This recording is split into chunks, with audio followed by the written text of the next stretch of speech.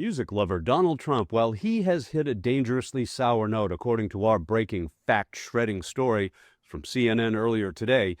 His trumped-up assertions of paid endorsements by the Harris campaign, that's the song the president who parties with pedophiles has been singing since his post on Truth Social. Well, in a second, you're about to see lies have consequences. And that's why he's trying to do things to get the base back in line. You mentioned some of the things he's trying to do to change the narrative on this. We saw just over the past day on his Truth Social post. If we're going to get a sense of what Trump is thinking, just look at his Truth Social post. Of course, this is Barack Obama in the OJ White van escaping the LAPD.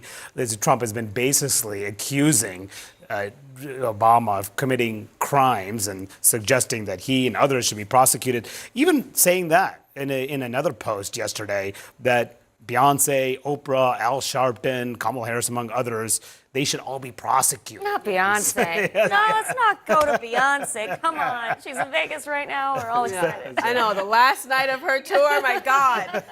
Listen, this is just food for the base. These are the greatest hits that the president can play. The normal people that he can be derogatory towards, that his base will pick up, particularly in a moment where you're right, there is that split, there is that tension. I was talking to one White House official last week, and he was complaining that we continue to say that this is a distraction or that the president is trying to distract. But the reality is Donald Trump does not want to talk about Epstein. So the allegation slash distraction from his Epstein Achilles heel slash bone spur, well, that's prompted dangerous online threats, as you're about to see. Now, his ankles may well have started swelling back in October after hearing this anti-American talk from the untalented and low IQ singer, who he alleges got $11 million for this. It's impossible not to feel the energy in this room, the positivity, the community, the humanity.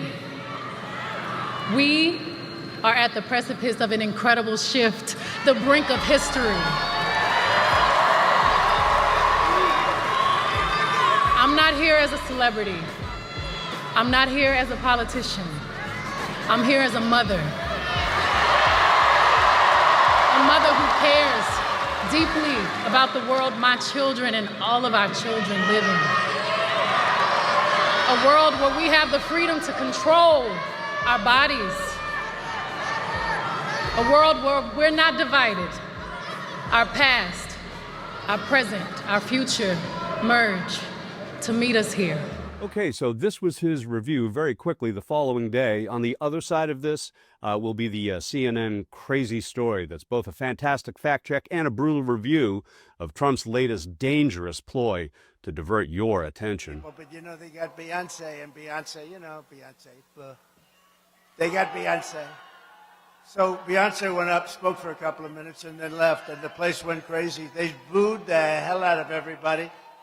They thought she was going to perform. Now, I would have no interest in that, but Okay, Jags, let's check out CNN's early start takedown of Trump and the real online threats that he's ginned up by his phony objects of distraction. What a guy. Beyonce, Oprah, and Kamala Harris, all of them were mentioned by the president in a social media post filled with accusations, and all are now targets of online threats fueled by Trump and his supporters. CNN's Brian Stelter breaks it down for us. An incredible weekend. She closed out her Cowboy Carter tour with a sold-out performance in Las Vegas, gaining lots of positive headlines and, of course, many viral videos from the show. But then there was also this headline about Beyonce, not exactly a positive one, in some ways an absurd one. This is a fact check from CNN's Daniel Dale of a totally made-up claim from President Trump about Beyonce. Quote, Trump calls to prosecute Beyonce based on a non-existent $11 million payment. And non-existent is the key word here. The president seemingly telling everyone how he wants his Justice Department to behave, pointing to prominent celebrities, all liberals, and saying they should be prosecuted. The only thing Trump is missing is any actual crime. There's no evidence of a crime here, but he's calling out Beyonce, Oprah Winfrey, and Al Sharpton for their support of his rival last year, then Vice President Kamala Harris. This is the continuation of a narrative that Trump has pushed for months. The difference now is that he's actually using the word prosecute. So let's take a look at the Beyonce case in a little more detail. This is from Daniel Dale's check over the weekend. He says that the Trump claim is that Democrats, quote, admit to paying, probably illegally, $11 million to singer Beyonce for an endorsement from Harris.